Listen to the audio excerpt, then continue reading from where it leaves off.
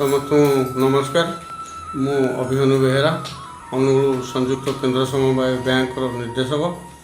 ମାନ୍ୟବର ମନ୍ତ୍ରୀ ମୋ ଉପରେ ଆସ୍ଥା ପ୍ରକଟ କରି ବର୍ତ୍ତମାନ ଦ୍ୱିତୀୟ ଥର ନିର୍ଦ୍ଦେଶକ ଭାବେ ମୋତେ ନିର୍ଦ୍ୱନ୍ଦ୍ୱରେ ନିର୍ବାଚିତ କରିଛନ୍ତି। ତେଣୁ ମାନ୍ୟବର ମନ୍ତ୍ରୀ ଏବଂ ମୁଖ୍ୟମନ୍ତ୍ରୀଙ୍କୁ ହାର୍ଦ୍ଦିକ କୃତଜ୍ଞତା ଜ୍ଞାପନ କରୁଛି। ଆଜି ପବିତ୍ର ଦୀପାବଳି ଅବସରରେ ଆମ ଅନୁଗୁଳ ଢେଙ୍କାନାଳ ଦୁଇଟି ଜିଲ୍ଲାର ଚାଷୀମାନଙ୍କର ମଙ୍ଗଳ ଓ ଶୁଭ ମନାସି ମୁଁ ପ୍ରଭୁ ଜଗନ୍ନାଥଙ୍କ କତିରେ ପ୍ରାର୍ଥନା କରୁଛି। କେମିତି ସମସ୍ତ ଚାଷୀମାନେ ଭଲରେ ରହିବେ ଏବଂ ଖୁସିରେ ରହିବେ, ମୁଁ ପ୍ରଭୁଙ୍କ ନିକଟରେ ପୁନର୍ବାର ନିବେଦନ କରୁଛି।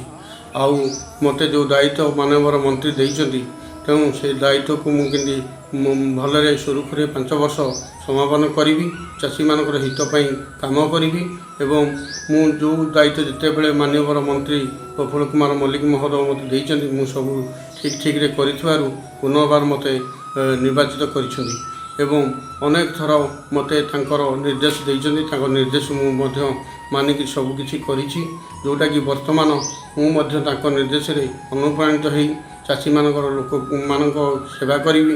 ପୁନର୍ବାର ନୂତନ ସେବା ସମବାୟ ଗଠନ କରିବି ଏବଂ ଚାଷୀମାନଙ୍କର ଲୋନ୍ ଏବଂ ଆମର SHG ଗ୍ରୁପ୍, JLG ଗ୍ରୁପ୍ ଏରା ବି ନୂଆକିରି କରିବି ଏବଂ ନୂଆ ଭାବରେ କିପରି ଆମର ଆଗକୁ ବଢ଼ିବ ଆମ ଢେଙ୍କାନାଳ ଏବଂ ଅନୁଗୁଳ ଜିଲ୍ଲାରେ, ସେଥିପାଇଁ ମୁଁ ମୋର ଯେତେ ଜଣ ଅଛନ୍ତି, ଆମର ଭୁବନର ହେଉଛି 10 ଗୋଟି ସେବା ସମବାୟ ସମିତିର ସଭାପତି ଏବଂ ଗଅଣ୍ଡିଆରେ 4 ଗୋଟି ସେବା ସମବାୟ ସମିତିର ସଭାପତିଙ୍କୁ ଅଶେଷ ଧନ୍ୟବାଦ ଦେଉଛି ଏବଂ ମୋ ସହିତ ଆମ ବିଜୁ ଜନତା ଦଳ ବ୍ଲକ ସଭାପତି, କାମାକ୍ଷାନଗର ବ୍ଲକ ସଭାପତି, ଭୁବନ ବ୍ଲକ ସଭାପତି ଏବଂ କାମାକ୍ଷା NSC ସଭାପତି, ଆମର ଭୁବନ NSC ସଭାପତି ଏବଂ ବ୍ଲକ ବିଜୁ ଜନତା ଦଳ ସଭାପତିମାନଙ୍କୁ ମୁଁ ଅଶେଷ ଧନ୍ୟବାଦ ଦେଉଛି। ଯେହେତୁ ମୋ ପାଇଁ ସେମାନେ କିଛିଟା କରିଛନ୍ତି, ମୁଁ ତାଙ୍କୁ କୃତଜ୍ଞତା ଜ୍ଞାପନ କରୁଛି।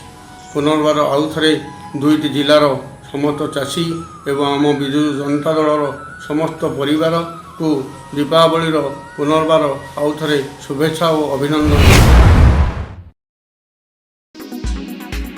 Dhenkanal Live. Subscribe our channel and click the bell icon.